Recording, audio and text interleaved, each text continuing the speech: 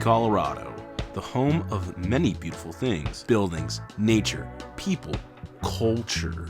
You see, back in the 1800s, prospectors from all over the country fled towards the square we call Colorado in search of gold. Just like modern day influencers, many of these so-called miners couldn't find anything for themselves, as there was too much competition. Too many people out seeking fortune and wealth, so many in fact that the idea of walking away with nothing seems sublime. Why come all this way? There had to be another way. There indeed was another way. This light at the end of this tunnel was the same one that many of us seek today. Gambling. In the Wild West, the favorite pastimes of prospectors, bandits, and vagabonds was to go down to the local saloon and gamble away the $3 they made that day. Life was good until the banning of illegal gambling. In 1876, when Colorado was made legit, a bunch of rotting old men decided gambling was evil, and to thwart it out of our communities, we must outlaw it. And for over 144 years, true red-blooded, God-fearing Coloradans fought tooth and nail to bring back the real American dream from the Old West. In 1948, pari mutual wagers were legalized. In the 1990s, casinos were allowed to operate up in the mountains in the OG spots. And in 2020, they made sports betting a legal thing. And 43 years ago, the Colorado Lottery was founded by the state of Colorado. And this is where I come in. I'm in a toxic relationship with the Colorado Lottery. Look, it was supposed to be a funny joke I made in high school. Meaningless fun that I could tell my friends about. One day you sit a little too close, you lock eyes, and one thing leads to another, and you're out an ungodly amount of money. While I was writing this video, I did a funny, haha, let's calculate how much money I lost to scratchers in. And it was like $700 minimum. What the actual fuck? My personal favorite and only way I could legally gamble in the state of Colorado are scratchers. I usually buy the $20 ones. You get a list of winning numbers depending on how much the ticket costs. You get either 3 or 30 to match from, and at the bottom of the ticket is a list of numbers that are randomly selected to be on the card. I'll explain that part later. Your odds of winning is like 7%. It's actually 25%, but feels much lower. It's not much of a surprise to learn that I've lost more than I've ever won. I know. But you have to understand two things. The high you get from winning 10 whole dollars is electrifying. And the itch to win after losing is erotic. The damn tension I feel between me and the Monopoly man is fucking crazy. I don't know what it is. I know I'm more likely to see a Minecraft Enderman teleport into my house and beat my head in than I am to ever get close to winning big. But fuck. What if, What if? Especially when I'm down. Damn, I lost $25. I can win it back. And some. But why risk $75 more? Because I'm due for a win. It's part of the universe's rulebook. It's called equivalent. Gambler's fallacy. The gambler's fallacy, also known as the Monte Carlo fallacy or the fallacy of the maturity of chances, is the belief that if an event whose occurrences are independent and identically disturbed has occurred less frequently than expected, it is more likely to happen again in the future, or vice versa. I know this whole thing is schizo, but I know a win is coming. And this win, it's coming big. And I, the Josh, have to be the one to win it all. To be the one who wins big. The Colorado Lottery's rigged. The house always wins. And today, I'm the house. And I have to win. Okay, so I had this whole other thing planned for this clip, but I'm a dumb doo-doo brain idiot, and most of that footage is gone now, and it's in the Nightosphere. I have multiple cameras set up right now for this, but fuck it, we ball. This is what happened. The Colorado Lottery's odds are pretty stupid, I'm not gonna lie. For every 4 million ticket, only 183K are winners. That's a 1 out of 3.69% chance of winning. 18. Yeah, this one is a dud, so... Also, that's no guarantee that the ticket's actually a winning ticket. In the state of Colorado, there's a law that prevents any ticket's prize money be lower than the cost of the ticket itself. That means you'll never get a ticket that costs $5 give you a prize of $2. $5.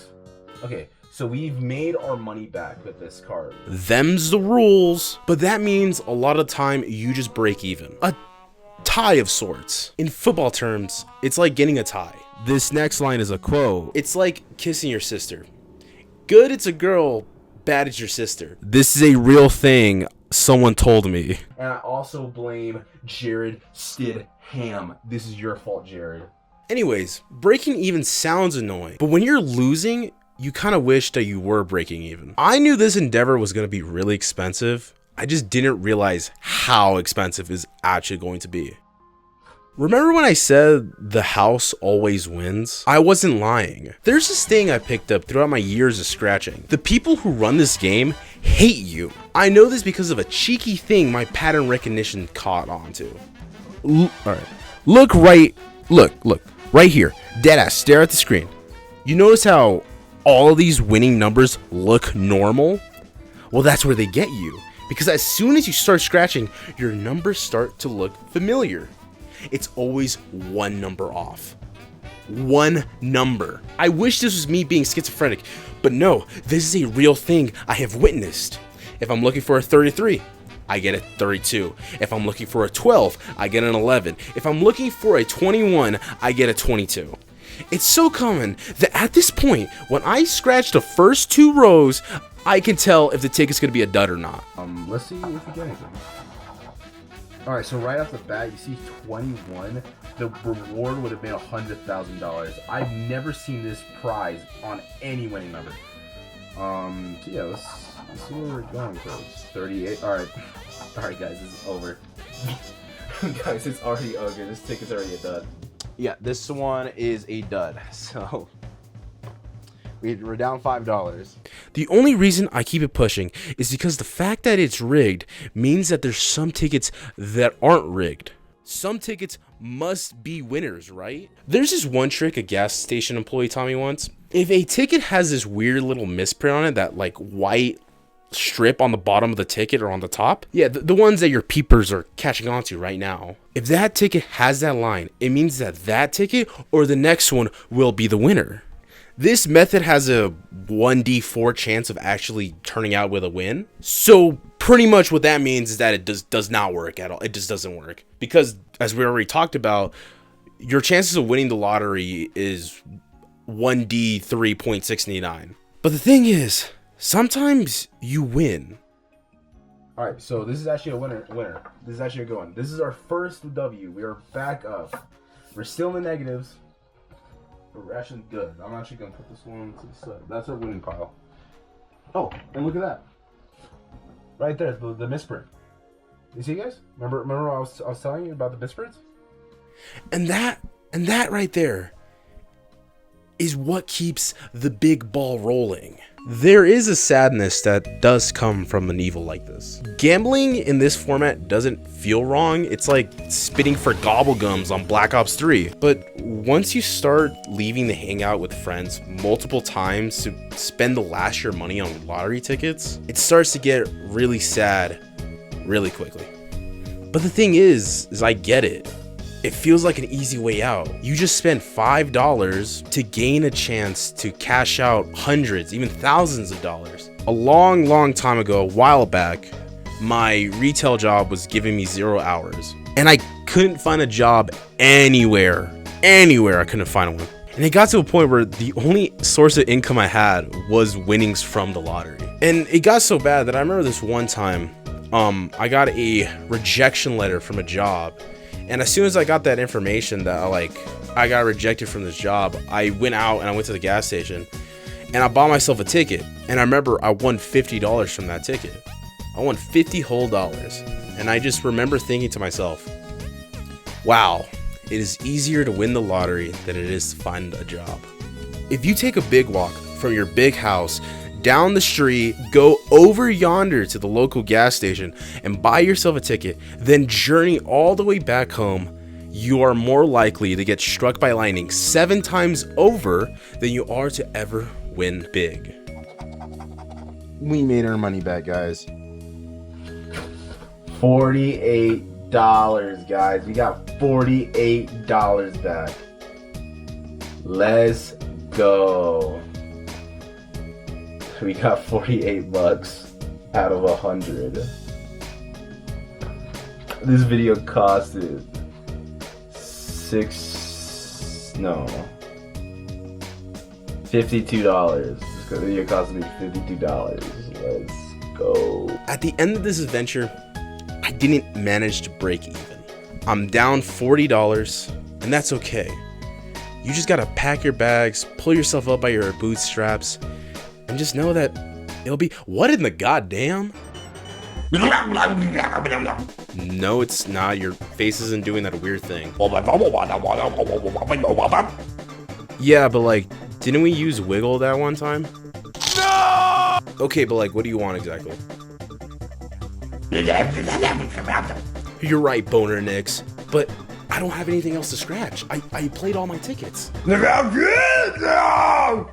I understand we're going all out on this one ticket, and I understand that our Bo Nix budget is running really short, so I'm just gonna take ticket and win big for you, Bo. You know, I probably should have just hired Jotto. He would have done it for like $7. The Colorado Lottery.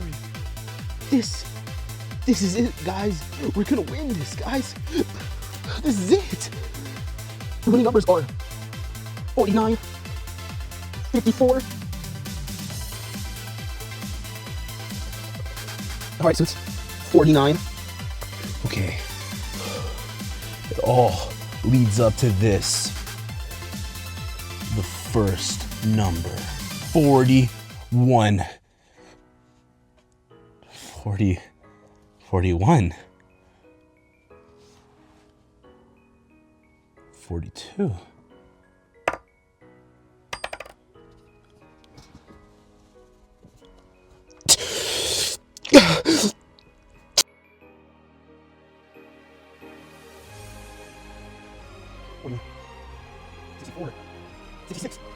Oh my god, dude, it's so ogre, dude. It's so ogre. It's so ogre, guys. It's so ogre, guys. Every one of these is one off. 48. 53. How much more betrayal can I take?